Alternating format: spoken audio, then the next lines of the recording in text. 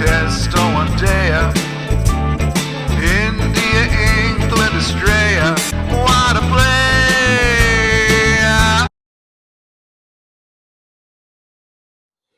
Welcome back, everyone.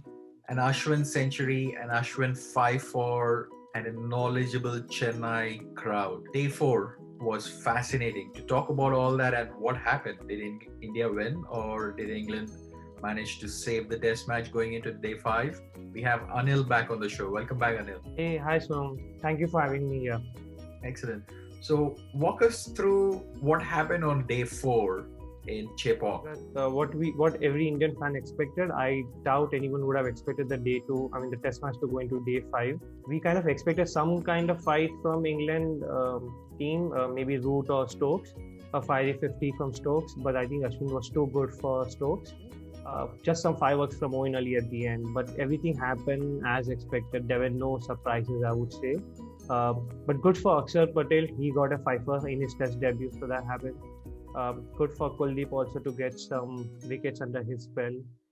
You would expect some kind of firework and, going to day 4, some kind of challenges, but everything happened so smoothly. Everything was like, yes, this wicket has fallen. Yes, this is going to happen. It was such a good thrashing from the Indian team. Akshar Patel 5 on debut must have given him lots of confidence. All the 10 wickets went for spinners between Kuldeep, Akshar and Ashwin. And it was a proper drubbing for England. Series 1-1, which nicely sets up to go into Motera. A couple of reactions from Ashwin and his wife after the match. Any thoughts there? Like I said earlier also, I think Ashwin is properly a legend. The way, not just he performs, the way he thinks, the thought process. There's a lot of behind the scenes that we don't get to know, and these tweets and this from his wife also does prove that. There's a lot of efforts also goes into it. I'm really happy for his century. I think it came after 2014. I think he has waited for a long time. Knowledgeable Chennai crowd. What a treat they had. Looks like his wife tweeted, can't wait to get home and catch up the post-match interviews. Could not hear a word at the ground, only saw the crowd go crazy. Correct. So, Kohli did mention that, the crowd support does help a lot. And whenever they felt that some England innings is, it's kind of sticking on, they started supporting the bowlers.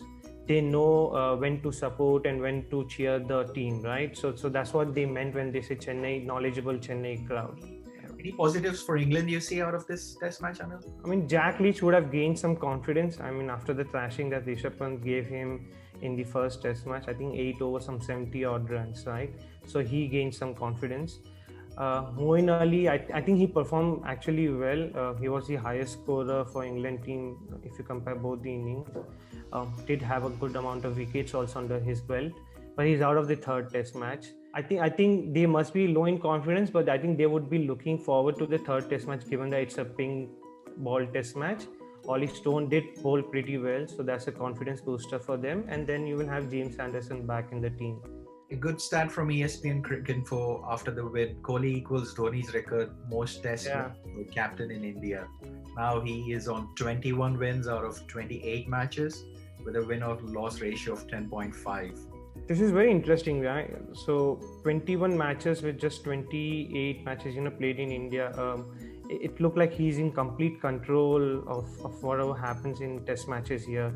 And this is being supported mainly by his bowlers. The stats below 1,000 test wickets by a bowler under a captain, right? And that has only happened 5 times. You would have think this should have happened a lot many times, but it's only happened under 5 captains. Rightly pointed out, he has the better average and the better strike rate than any other captain.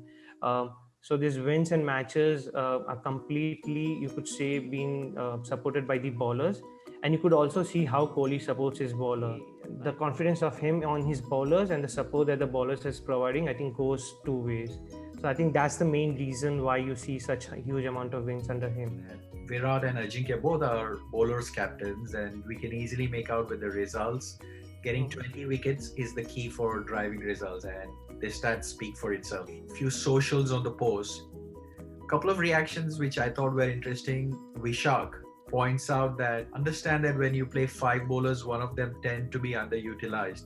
But here Kuldeep hasn't been utilized at all. Why play him when you don't even want to use. And then Charlene Tucker points out that probably the finger spinner versus wrist spinner might be the reason. And Shubhadeep has the same question. So, what's your reaction with their Kuldeep?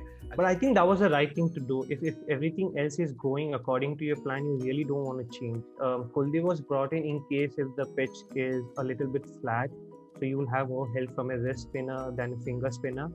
Akshar Patel and Ashwin were doing their job, and then Kuldeep was brought in just to make sure that something different comes in and change the rhythm of the batsman. The batsman doesn't get settled down. In case if Akshar Patel wouldn't have bowled well, it was his debut test match, then Kuldeep would have bowled a lot many overs. From Sanjay Dubey, unpopular opinion probably, but Rohit Sharma was the man of the match for me instead of Ashwin.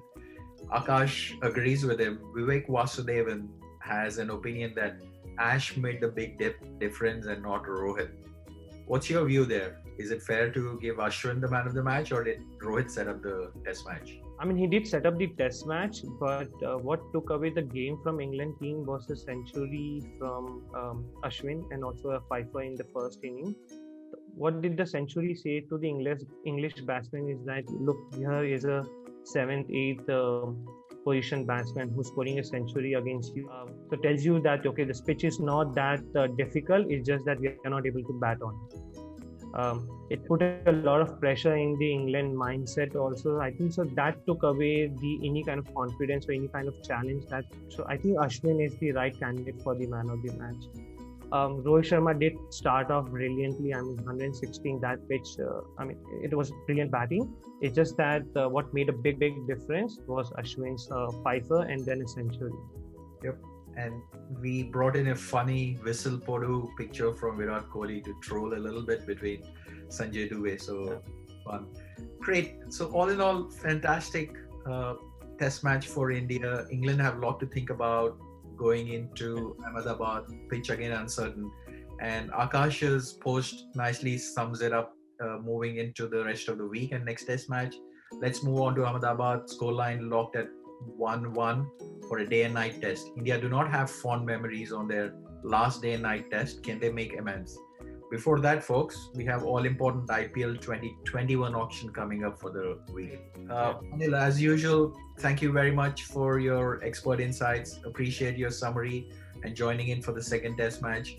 I'm sure we will hear more from you during the IPL auction and also going into the third test match. Thanks very much for watching and hope everybody has a wonderful rest of the week. Yeah, thank you, Suman. Thank you for having me.